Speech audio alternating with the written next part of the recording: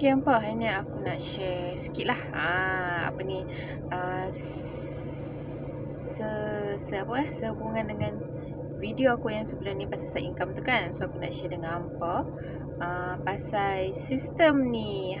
Sistem ni kan apa ni, especially untuk hampa yang jual digital product, hampa boleh guna sistem ni. Sebabnya kita akan set a few thing lah dekat sistem ni, nama produk kan, harga. Lepas tu kalau macam dekat Canva ni kan, kita macam kalau aku contoh aku jual template poster raya sebelum ni kan. So yang link tu kita akan letak dekat letak dekat sistem ni, and then bila customer tu make payment, dia akan auto dapat lah, dia akan auto hantar dekat customer tu.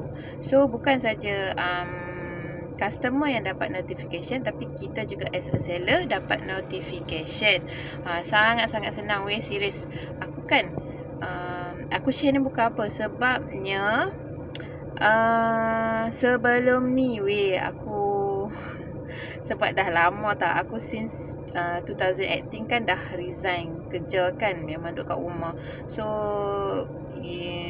ikutkan daripada sebelum tu duk terai juga buat bisnes, tapi biasalah weh, akan ada yang gagal lah. Memang banyak juga aku terai affiliate aku dah buat kan, tapi macam dia tak kena tau, dia tak kena dengan diri sendirilah. Akulah ni, aku share aku punya experience lah.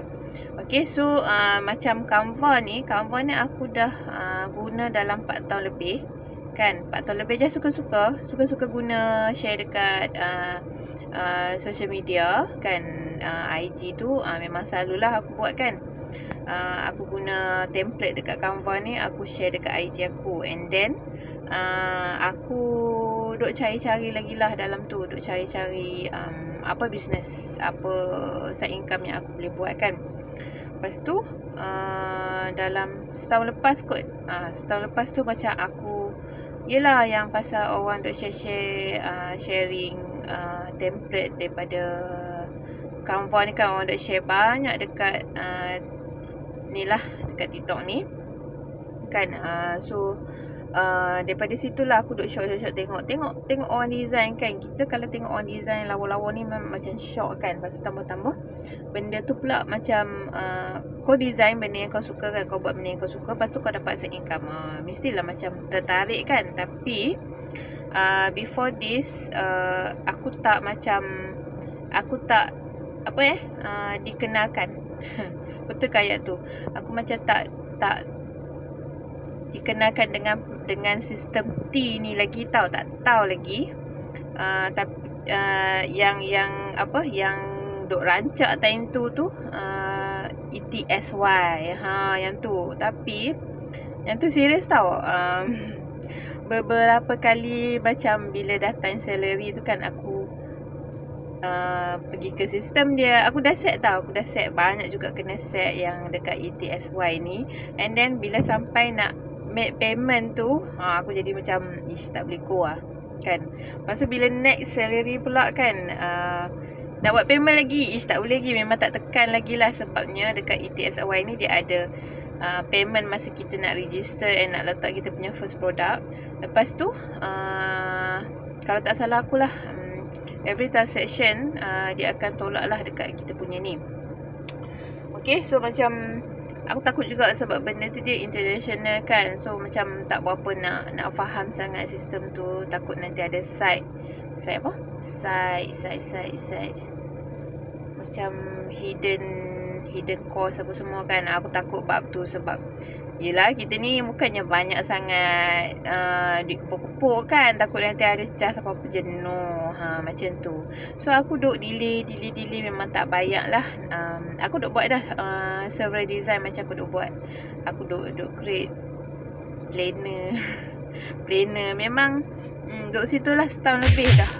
Sampailah tahun ni nak dekat raya Aidilfitri 2025 ni kan. Before tu lah, dalam beberapa bulan before tu, dia duk lalu lalang pula pasal Canva and jual dekat sistem T. memang duk tengok jugalah, duk tengok beberapa bulan, lepas tu tak boleh jadi kan, rasa macam nak try sebab macam senang. So aku beli ebook tu dia ajak hampa macam mana nak setting, bukan nak setting saja tau, even macam even design, basic design dia ajar macam mana nak download template, lepas tu macam mana kita nak set dekat sistem T tu. Memang sangat-sangat mudah. Ebook dia tu memang apa orang kata, lengkap dah weh, lengkap dah. Sebab tu aku kata dia ajar A to Z kan. Even basic dengan harga yang berpatutan, dia ajak daripada kita start design dekat Canva, download kita punya template produk tu, lepas tu kita set dekat sistem T and jual. So macam dia tak renyah tau, tak banyak benda.